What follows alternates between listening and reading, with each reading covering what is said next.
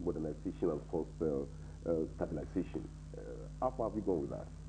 Well, the 25-year railway strategic vision, which was endorsed by the federal government in the year 2002, is actually the umbrella of our vision. That is what really drives our plans. Like you said, it's a vision which is broken down into three major distinct phases.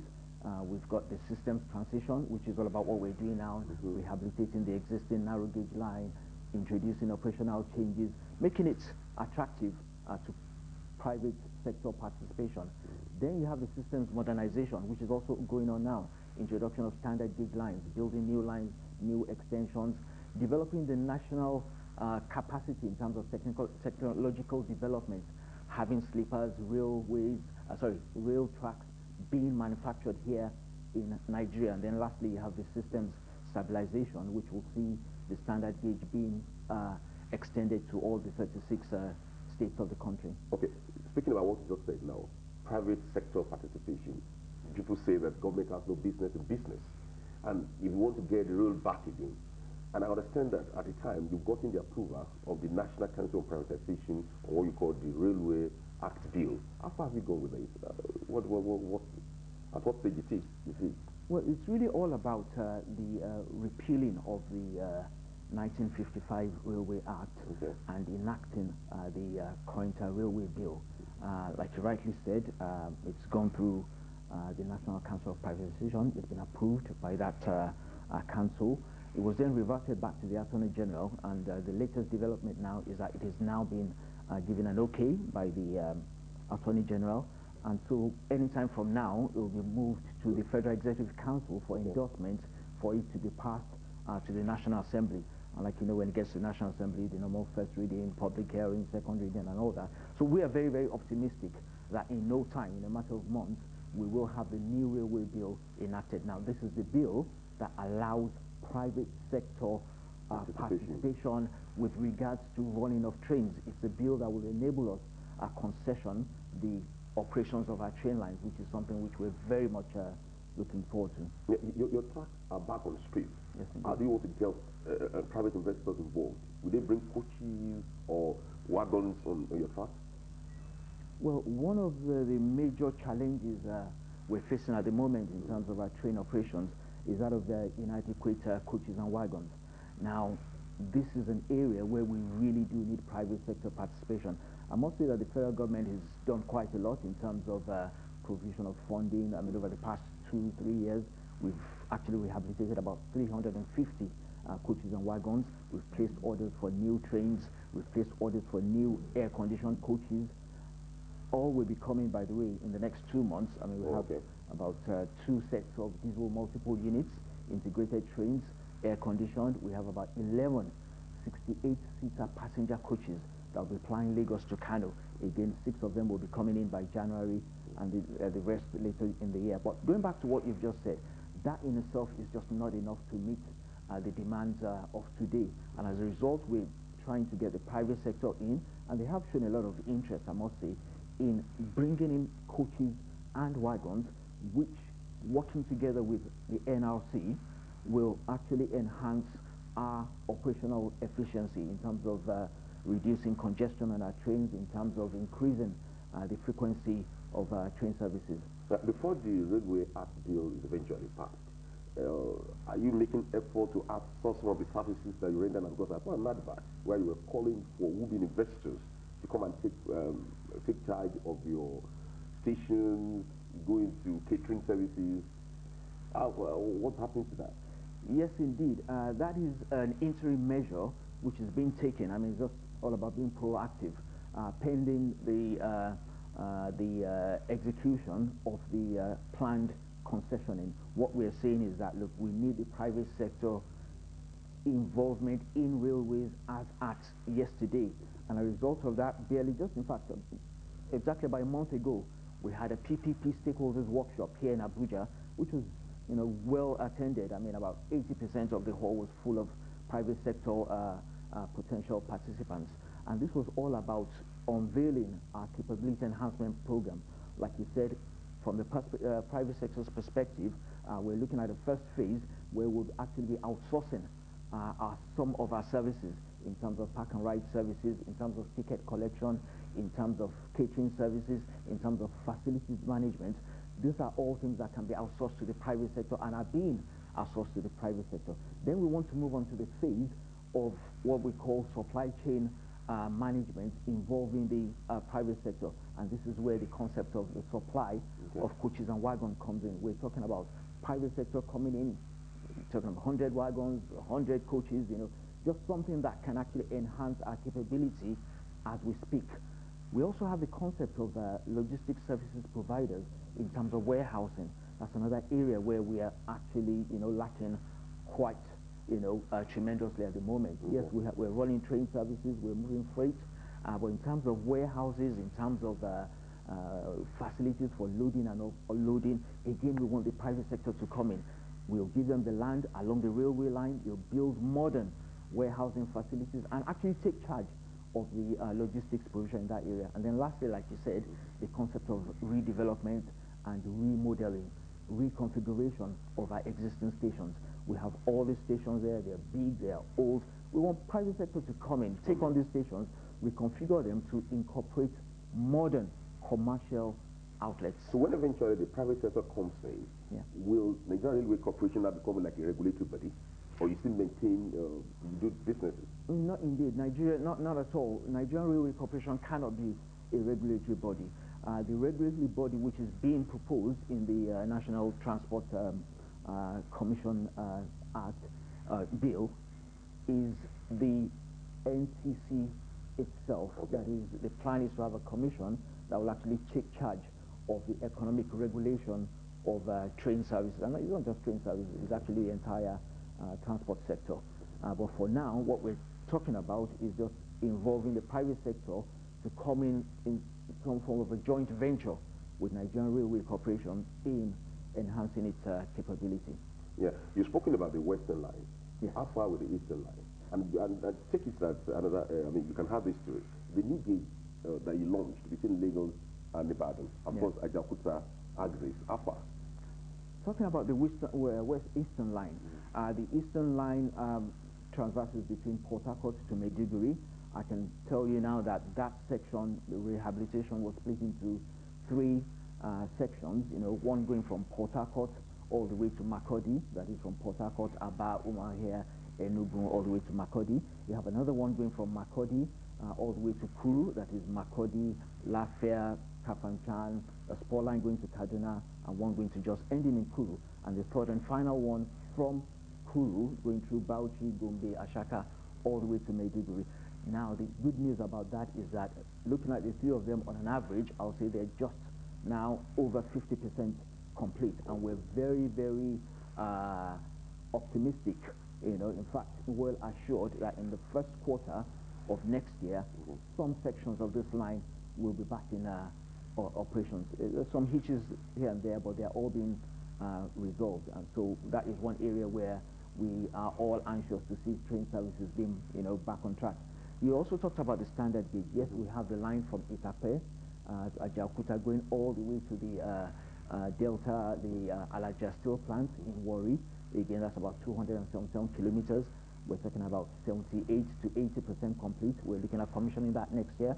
And then you have the Abuja to Kaduna standard gauge line, also about 68% completed, also to be commissioned next year. So there's quite a lot to come on board in terms of standard gauge next year. And I must add that quite a series of feasibility studies are being carried out as we speak. Reports to be submitted by the end of this year to lead into the commencement of the procurement process for private partners to come into building those lines. Particularly, you have Lagos to Abuja, high-speed line, 3.5 hours from Lagos, center of Lagos to center of Abuja non-stop, and Lagos to Aba, passing through Benin, Shagamu, Agbo, Onitsha, with a spur line to Owerri. So there's quite a lot going on. Line from Zaria to Kawan, Amoda, Ilela, Sokoto, Ilela, going into Benin, Kenny in Niger Republic. So it's quite a lot going on in the railway sector. That's a very sweet story. A very sweet story indeed. I want to ask you, because the rail system is supposed to transport the mass of Nigerian people. Yes, it's like a mass transit system. Yeah. How are you factoring security into all this? Oh, yes. Ensure the security, there are security on board where people travel. Like you may be aware, we actually have a substantive railway command, being headed by a full commission of police. Oh, good. And that is, totally solely dedicated to railway services. As a result of that, we're able to ensure that every single train, moving from Lagos to Kano, even within Lagos itself, is accompanied by policemen, again providing security services. In our major stations, we're beginning to introduce devices, security devices, for actually scanning passengers and goods, before they actually embark. We also have scanning devices being used within the trains, again, just to monitor security. So in terms of security, we are putting in all our best to ensure that our passengers are safe and secure. And another question that is relevant, that is related to that, is the issue of communication. We need to have a very effective communication system everywhere. Are you bringing that back alive? Yes, indeed. In fact, we've just completed the upgrade of microwave signaling communications system. The microwave system is that which provides the backbone for communications, right through the entire network. So as we speak now, we are actually able to communicate with our trains from the stations, from the head office, from all the strategic locations. At the same time, we're actually upgrading the signaling system from the old archaic, mechanical devices to what we call the automated train warrant system, which is a radio-based communication signaling type system. So again, that's another area which we're making very good progress. In fact, not too long ago, the Federal Executive Council actually approved the award of the contract for that automatic train warrant system to be extended from the Eastern Line all the way to the Western Line. So we have a system now which is fully covered by an automated signaling system over the next few months. Okay, let me share this with you. Yeah. A friend of mine did attempt to join your train from Oshogbo to Kano. But when he got to Ilorin, he had to disembark because of the kind of people that he was on the coach with. And how are you trying to make it comfortable for the middle class and people that want to access the first class facilities? When you say kind of people, I take it that you're talking about the ordinary Nigerians. Ordinary Nigerians. Oh yeah, who themselves are citizens of Nigeria. Of course, they came in with loads, some came with goats, some came with dogs, and of course, that would be comfortable for anybody. Yeah, like you said, I mean, obviously coming in with dogs is not acceptable, but in terms of the caliber of people, we must understand that the nation's railway is something which is geared primarily towards alleviating poverty, again ensuring that we have what we call the public service obligation for our people. As a result of that, the reason why you have such, that caliber of people is because of the affordability of the system. As we speak today, Lagos to Kano is less than 2,000 naira. From Oshogbo to Kano, you're talking about 1,500 naira. So this is what the government has done to make it affordable, to alleviate poverty, to make sure that those type of people can actually have an affordable transport system. But saying that, when we come in by the time the new coaches arrive in January, those are the air-conditioned ones, yes, then in terms of our market segmentation, we will be able to provide services for yet another class of the market. That's the question. Well, that has been Mr. Seyi Tijuade, Managing Director of Nigeria Railway Corporation. Thank you very much for coming on the program. Thank you very much. Thank you very much. Now, up next is Media Review. Don't go away.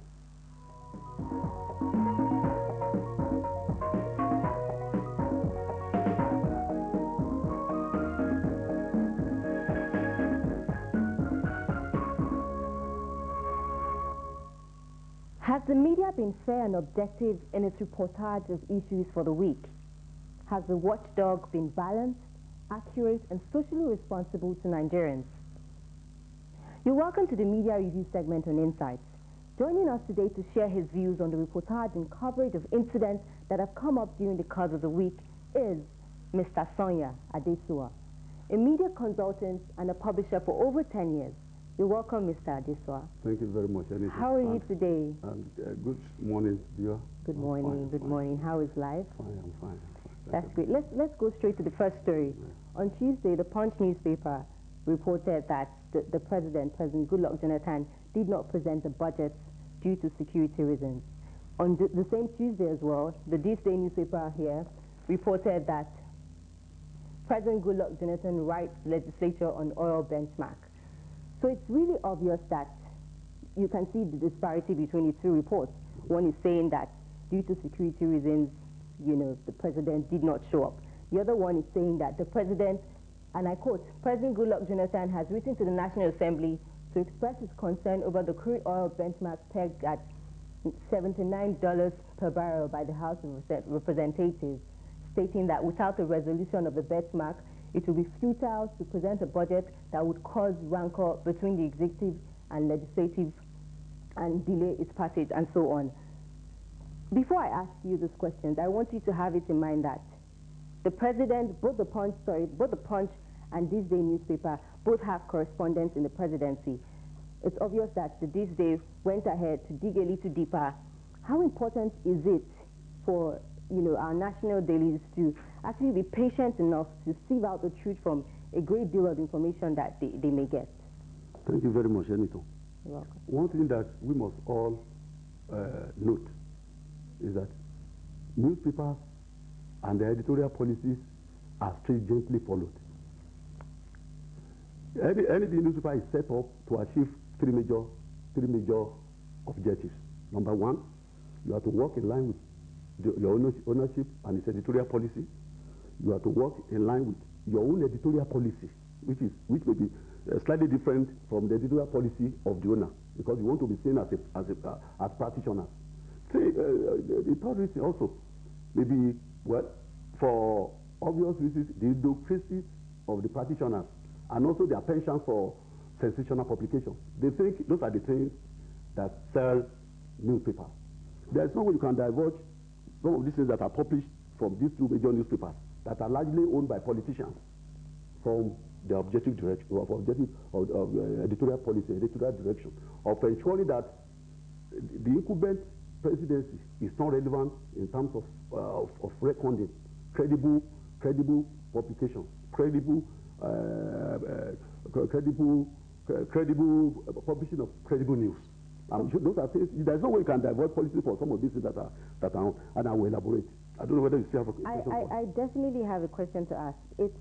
I understand that the newspapers are trying to be timely, but it's more credible when that newspaper or when our national daily go a little more deeper, you know, above the normal boundaries and go ahead to actually look and sieve out the truth of this information. Now, people actually do believe, some people then, before they probably saw the reason Jonathan, which is the reason President Jonathan actually didn't appear to present the 2014 budget, before they saw that, they may have seen the Punch newspaper saying he didn't come because of security reasons. My question really is, how important is it? I know that the editorial policies also guide, you know, the newspapers and the reporters and how they report their stories. But it is very important for the newspapers to actually sieve the truth out of a great deal of information that they get, so they don't cause false impressions. Thank you very much. I have said I hope you'll be able to distillate this my position, yes, from the professional angle. Yes, definitely. Politics is involved in some of these things we are seeing. Okay. So, and there's no way you are involved in politics and the way you want to color every publication against the president that will not get into this type of thing. They are professionals. Okay. They know what should be done. Okay. I respect these people a lot.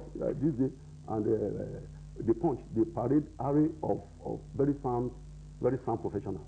So, but the fact is that they are tainted with politics. Yes, I not to be seen on the part of government, not to see. But should this be the case? Well, it is not. But that is the level of our development in journalism in this part of the world. That's the way forward. We are coming. We are moving. We'll be moving forward day by day. People are learning. They are learning. I said when they project something that does not come to that is not the truth, by the time it comes out, they adjust their position. From a professional point of view now, how do you think it can be addressed? Well, it is as we go. we mature in democracy, as we mature in journalism, as we mature in every aspect of our nation, all these aspects will be addressed. Okay. Yes, it is a level in our development. An American independent newspaper cannot publish such a thing now because they are guided by the national interest. Now, the national interest is above every other thing. But here, political ownership and their interest is possibly overriding some of these policies. Thank you very much, sir. Thank you very much. Let's move to the second story, which is on which appeared on the Weekly Trust.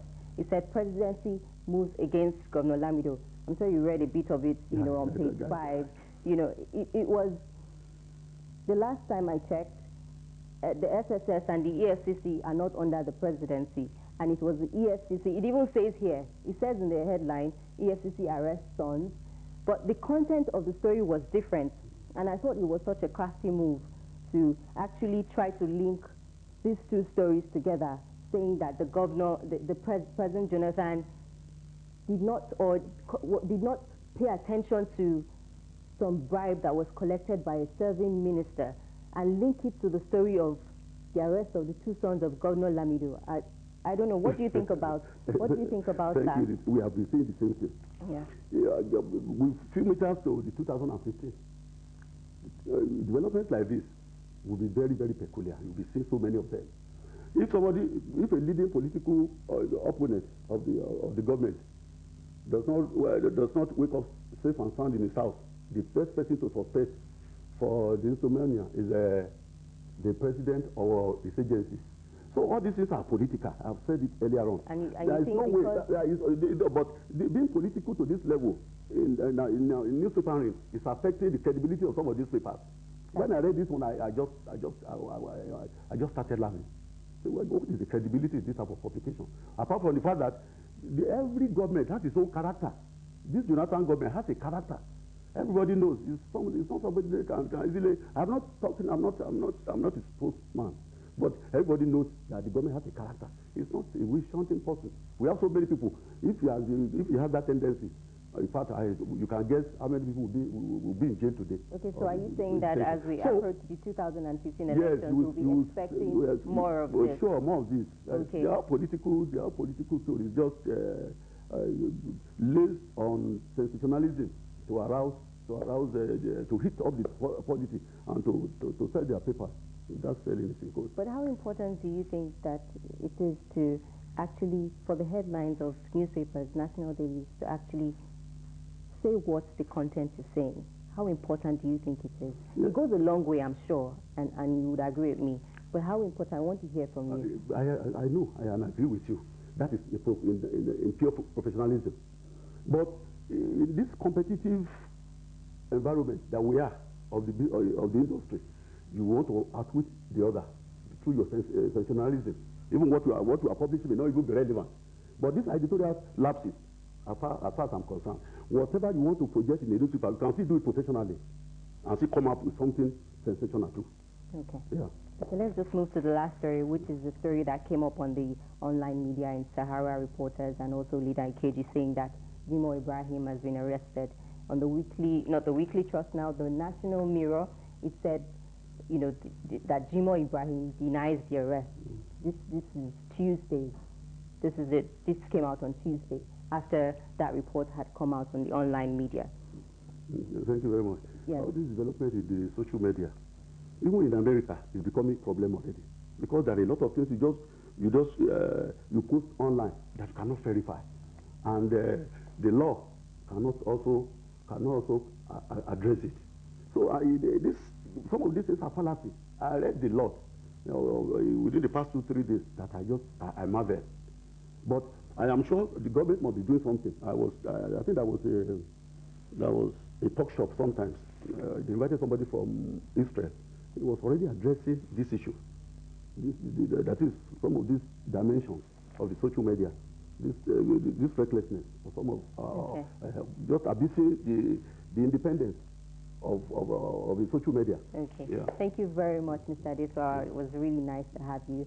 We have to wrap up now because of time, but hope to see you sometime soon. Thank you very much. Thank you very much. Good morning. I'm sure you've had a wonderful time listening to Mr. Adeto share his views on the coverage of the topical issues of the week. Once again, thanks for joining us on the Media Review segment. I am Eniton Ukediji.